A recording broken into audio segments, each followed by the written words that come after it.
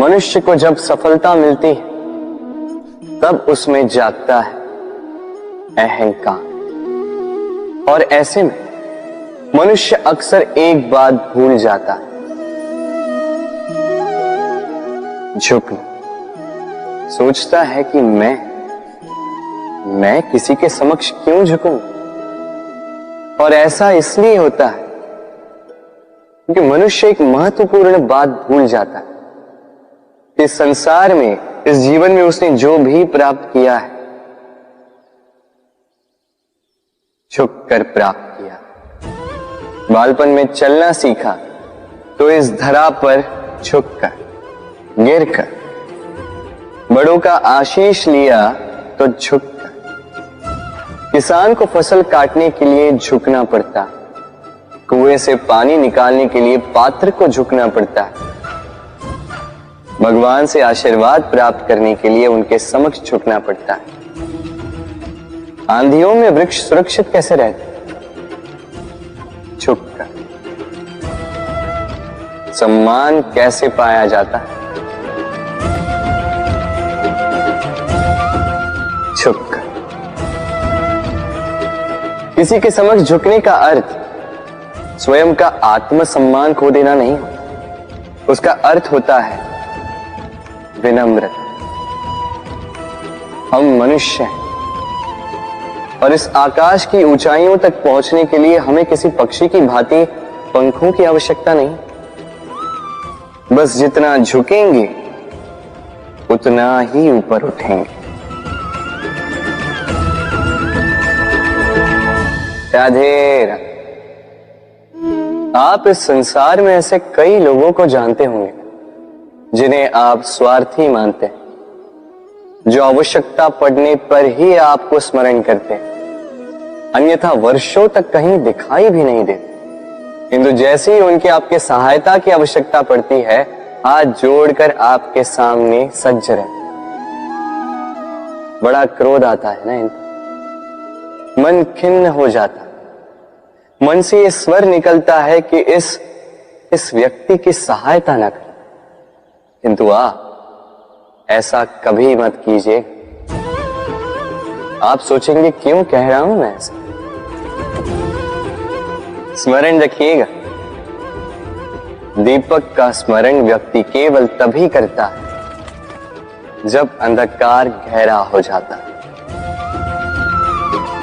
उसे स्वार्थी मानकर स्वयं व्याकुल ना हो, स्वयं को दीपक मानकर आनंदित हो। भाग्यवान समझिए खुद को कि किसी को आवश्यकता पड़ने पर आपकी याद आए, कि आप इस संसार में किसी की सहायता करने योग्य हैं। इस जीवन में किसी के स्वार्थी होने से स्वयं का दृष्टिकोण न बदले। बस ये दृष्टि रखिए,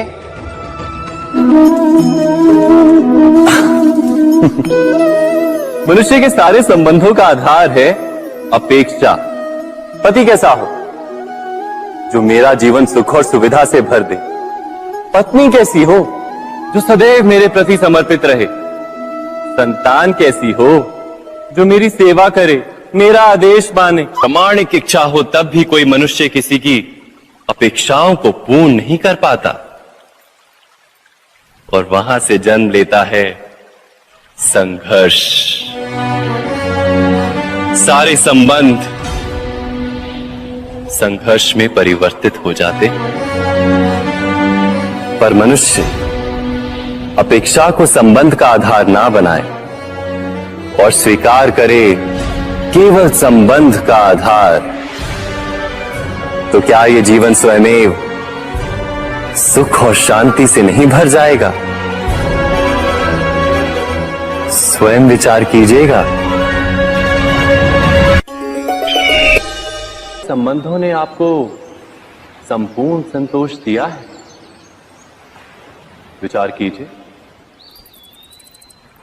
हमारा जीवन संबंधों पर आधारित है, हमारी सुरक्षा संबंधों पर आधारित है। इसी कारण हमारे जीवन के सारे सुखों का आधार भी किसी घटना में अन्याय का अनुभव होता है तो वो घटना उसके अंतर को झकझोर देती, समस्त जगत उसे अपना शत्रु प्रतीत होता है। इसमें कुछ गंदगी है, किंतु यदि आप इसे कुछ समय के लिए ऐसे ही छोड़ दोगे तो आप देखोगे ये मैल अपने आप इसके तले जाकर बैठ जाएगा। यदि इस पात्र को हिलाओगे तो कुछ नहीं होगा, शांत छोड़ दोगे तो ये मैल अपने आप नीचे चला जाएगा।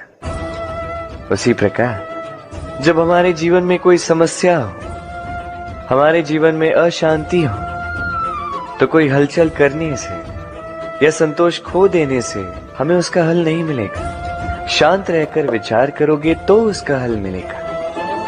स्मरण रखिएगा, धीरज और संतोष से, शांति से विचार करोगे तो कितनी भी बड़ी समस्या क्यों ना हो, उसका हल अवश्य निकाल लोगे।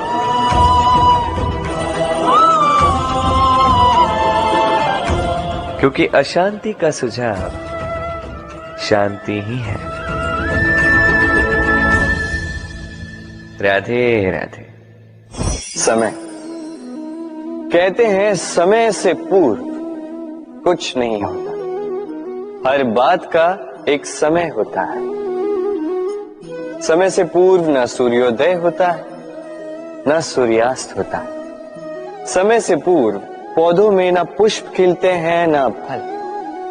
किंतु एक बात सोचिए, यदि वर्षा आने से पूर्व किसान भूमि न जोते, वो बीज ही ना पिरोए, तो क्या फसल उगेगी? यदि योद्धा युद्ध से पूर्व अपने शस्त्र ही ना परखे, तो वो युद्ध कैसे लड़ेगा? इसका अर्थ ये है, समय आपका जब आना है तब अवश्य आएगा, किंतु तब तक ये महत्वपूर्ण है कि आप स्वयं को उसके लिए सज्ज रखें, क्योंकि ये अवसर, ये शब्द बोलने में जितना छोटा है, ये आता भी उतने छोटे समय के लिए है और फिर निकल जाता है। अब यदि अवसर आपके हाथ आ जाए और यदि आप उसके लिए सज्ज ही ना हो, तो आपको सफलता कैसे मिलेगी? तो आप उचित समय की प्रतीक्षा कीजिए, उस अवसर की प्रतीक्षा